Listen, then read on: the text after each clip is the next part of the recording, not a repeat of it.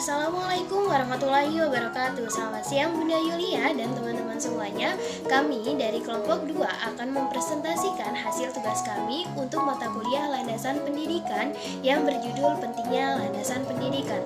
Sebelumnya, izinkan saya memperkenalkan anggota kelompok 2. Dimulai dari saya, Mardiana Ningsi, kemudian ada Solehudin, Syabila, dan JJ.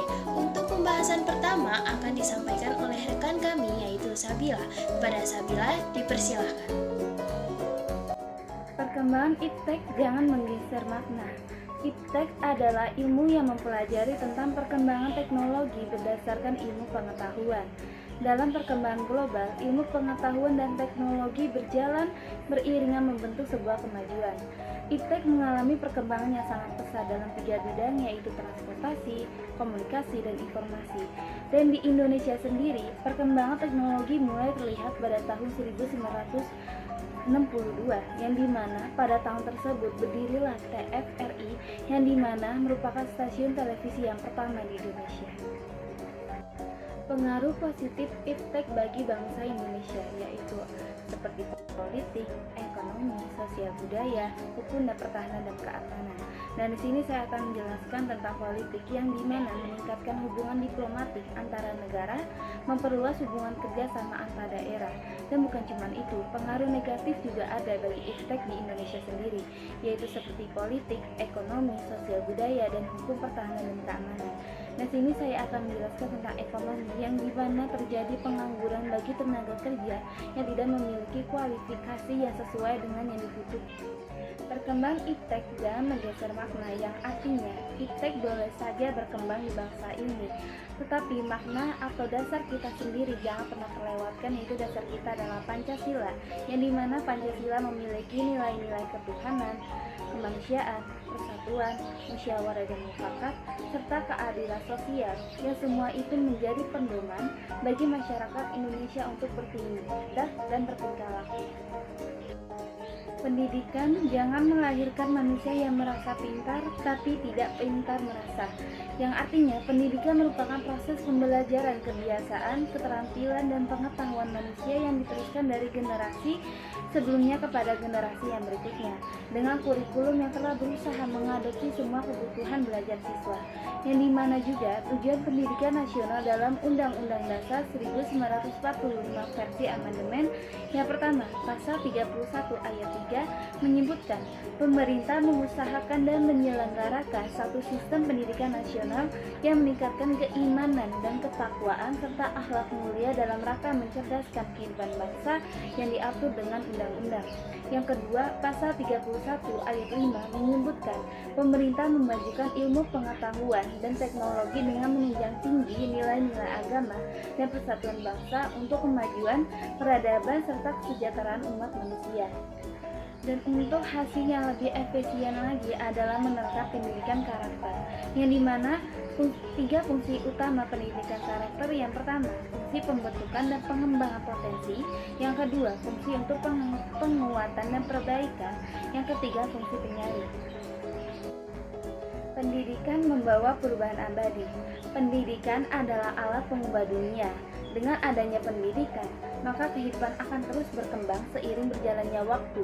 Perubahan adalah perubahan teknologi dari masa ke masa yang saat ini dikenal dengan era revolusi 4.0, yang dimana era tersebut mempunyai kemajuan dan perkembangan teknologi yang sangat mendominasi elemen pasar dan bahkan kebutuhan dalam kehidupan manusia pada khususnya.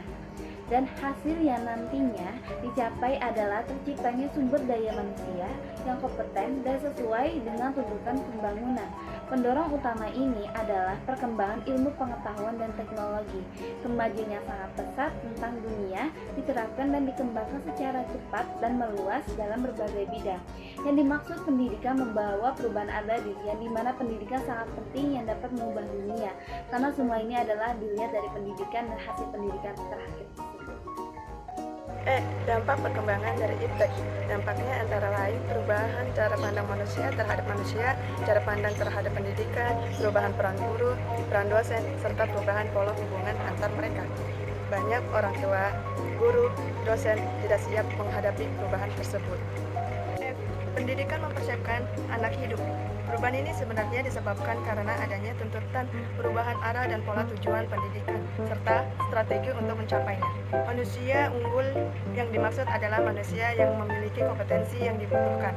Oleh karena itu, tujuan pendidikan atau kurikulum pembelajaran dan strateginya harus mencegah ke pembentukan kompetensinya, yaitu menghasilkan manusia yang bisa hidup dengan memberi peluang kepada setiap siswa atau mahasiswa dapat mengalami growth in learning. Perlu disiapkan lingkungan belajar yang kondusif. Lingkungan belajar dimaksudkan agar anak mau dan mudah belajar. Salah satu karakteristik dan penataan lingkungan seperti ini dengan melibatkan mereka sebagai subjek yang belajar. Pelibatan mereka membawa implikasi yang besar karena terkandung suatu pemikiran reformatif tentang bagaimana memperlakukan siswa atau mahasiswa sehingga tercipta belajar dalam dirinya. Selanjutnya poin H, yaitu segala bentuk keseragaman ini telah berhasil menjadikan mahasiswa atau mahasiswi Indonesia menghargai keseragaman. Selanjutnya, kita perlu melakukan reformasi, reorientasi, dan definisi terhadap landasan teoretik dan konseptual belajar, pembelajaran, dan kurikulum yang lebih mampu mengembangkan menghargai keseragaman.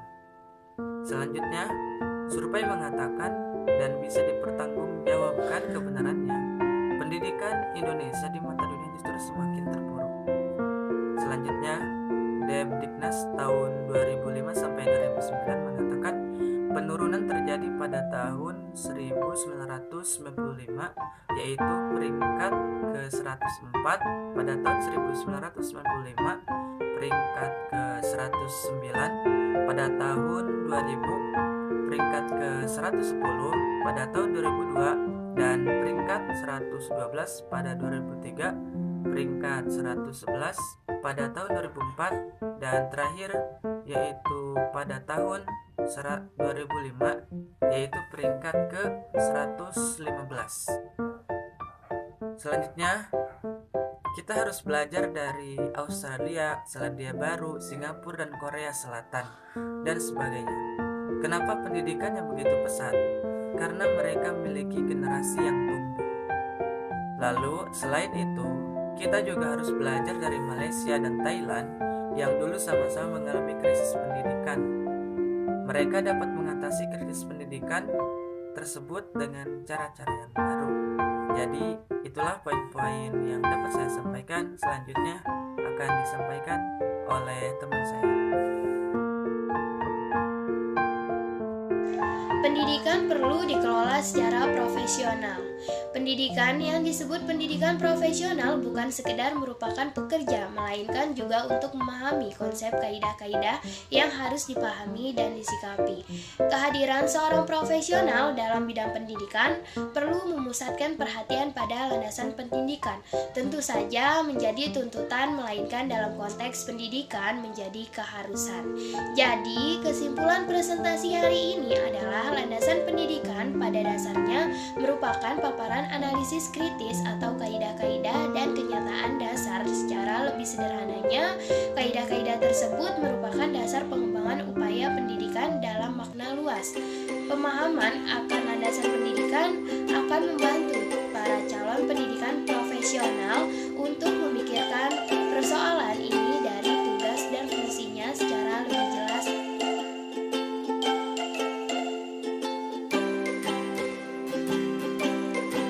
Dari kelompok 2, kurang lebihnya mohon maaf.